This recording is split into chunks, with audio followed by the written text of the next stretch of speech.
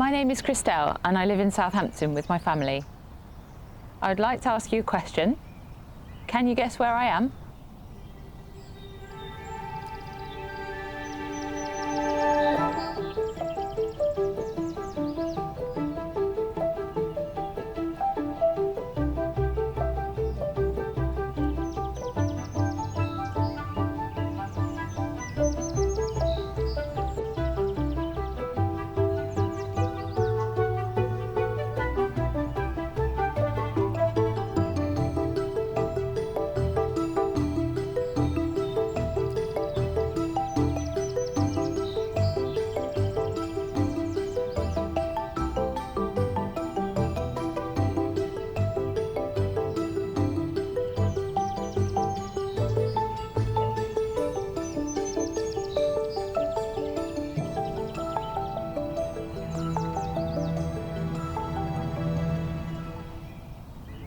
Throughout the pandemic, I often came here with my children. Shirley Pond Park, which is part of Lorsdale Greenway, became our space to breathe, our urban green adventure. Here in this neighbourhood, we formed a Friends of the Park group to act as advocates for Shirley Pond Park and rally support from the local community and beyond. We organised litter picks or good gym sessions, as the Good Gym charity volunteers would call them, and removed invasive species of Himalayan balsam, a plant that can choke out other plants. But more importantly, we started forming a community of people who want to explore and protect nature. Shirley Pond Park is also one of the 49 parks we have in Southampton, which makes our city a top candidate to become one of the 25 national park cities in the world by 2025. Yeah, well, we moved here just over 4 years ago, and having dogs, you want a nice park to be able to take them for a walk in that's close by, especially my dogs who want lots of walks. So it was perfect to discover this on our doorstep. Yeah, I remember coming here during lockdown and doing litter picks with my kids and the next door neighbour, and actually being surprised by how much they enjoyed it.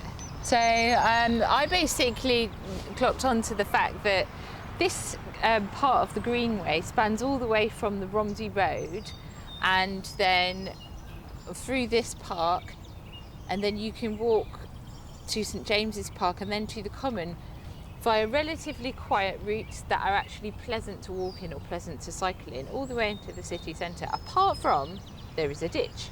There is a ditch in the way, and it's used for fly tipping, and it's pretty treacherous to walk on.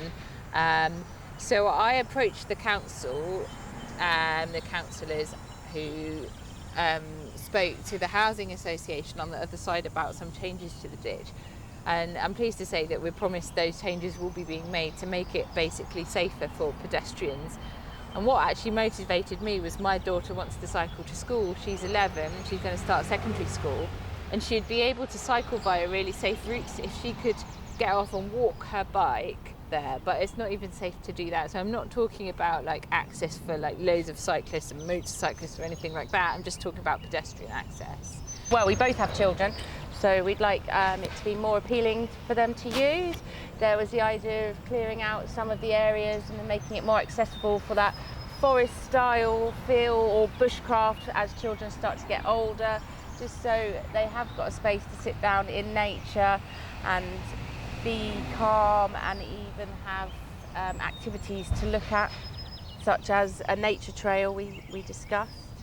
So having items around that people could follow the trail and learn about the different wildlife that they'll see around the pond.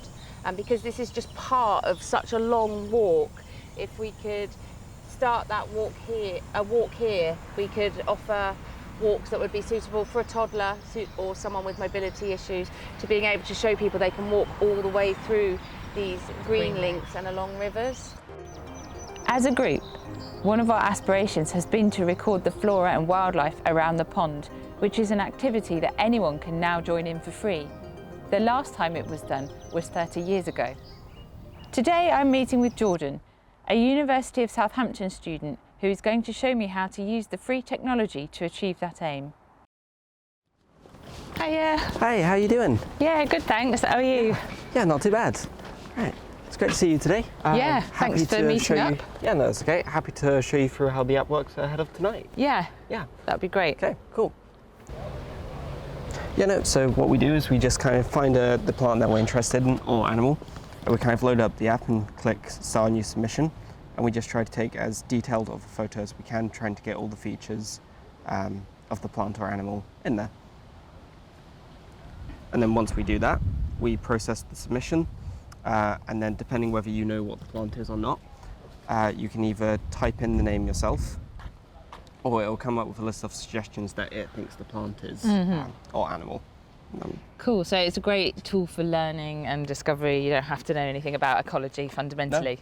No, Brilliant. and then you'll have other ecologists that are on the app, and they will kind of verify your submissions or tell you what they think it is instead. Yeah. Yeah. Jordan is part of the Nature and Biodiversity Hub, the BioHub, a community of local groups, university staff and students in Southampton who have a keen interest in nature and biodiversity and how to help it thrive in the face of unprecedented global challenges. When patients come to me and we start talking about exercise and time in nature and things, I actually look at their postcode and try and work out which natural space they live near to and talk to them about to what extent they feel they could explore that. So from some of the photos earlier, I emailed them to myself just so we can walk through the uploading process.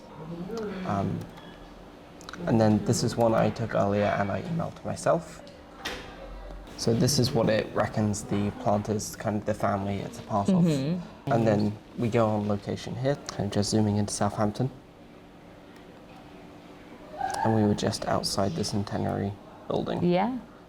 Updated observations of the area it was found in. And then you can add any additional notes, such as where the plant was found or any unique features that you noticed that might help with the identification process. So tonight we'll have potentially a mixture of people of all walks of life turn up. I've told everybody we're going to do a bio blitz at Shirley Pond Park. What have you got? Look, I think it's a bush cricket. Right, green, isn't it? It's almost In glowing America, in they the call sunshine. these katydids. Oh, is that what a katydid is? Yeah. Meet Rufus, a true urban green adventurer. So Well, first we were scanning along the hedgerows, and then I saw this long grass. I thought that would be really good for insects. And there we found some beetles, and also we found some ants which farm aphids because they produce this honeydew. We've also spotted some hoverflies, a northern white-tailed bumblebee, a carrion crow, and a brown rat. Oh, amazing. And there were plenty of hoverflies, but obviously we couldn't take photos of those because they were far too quick. There's so many, aren't there? There's some insects, there's so many, we don't know what they are at all. Yeah, and there was this beetle on this grass that we had no idea what it is. We've got a photo of it, so you might be able to identify it. Amazing. Have you heard of iNaturalist before? No, but I have met Chris Packham, and he's famous. I've also met Keith the famous bird spotter Keith a couple of times. We're just going to walk through how to use iNaturalist. So we load up the phone. We just press the plus button, and we find kind of a plant or animal that we're interested in. So what do you see at the moment?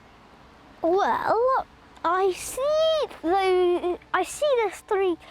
I can see the two are quite downy and not in their prime adult plumage like that, like the one on the far right.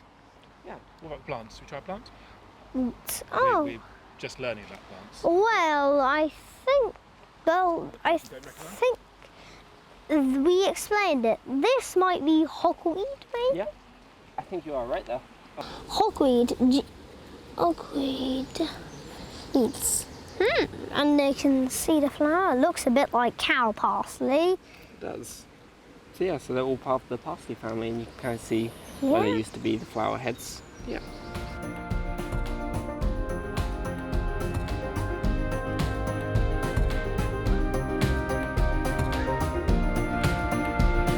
Well, so many people don't know about this place. pond's great, the wildlife is great, it's so peaceful, given that it's almost in. I do come here when I'm really city. stressed, and there's, you know, it's hardly anyone here, and you can even shout if you want.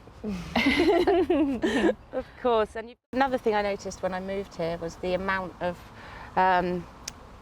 wild plants here, and I'm quite keen on using herbs for health and well-being. But I just did a balm making workshop actually recently for the herb club I do, and I collected a lot of the herbs from here. We made daisy oils as well.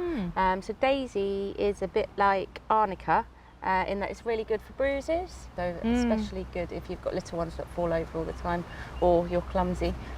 Or you're on blood thinners, maybe. Yeah, maybe, yeah. As a GP, do you think you'd suggest herbal remedies to your patients? I think there's plenty of stuff that, that there is evidence for that comes into conversation when patients aren't keen on, you know, taking pills. There's certain herbs that are very much, I think, accepted in general usage, aren't there, like valerian for sleep or chamomile tea, etc., that are known to have natural sleep-inducing qualities. So I think that does come into things. Chili-based cream for aching joints as well is something that we could even prescribe until recently, but we can't anymore, so we might recommend that the patient thinks about buying it, for example.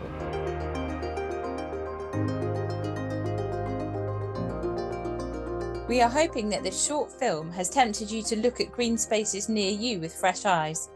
Check out your local Friends of Park group on the Southampton National Park City website, or start your own. Our support is ready when you are.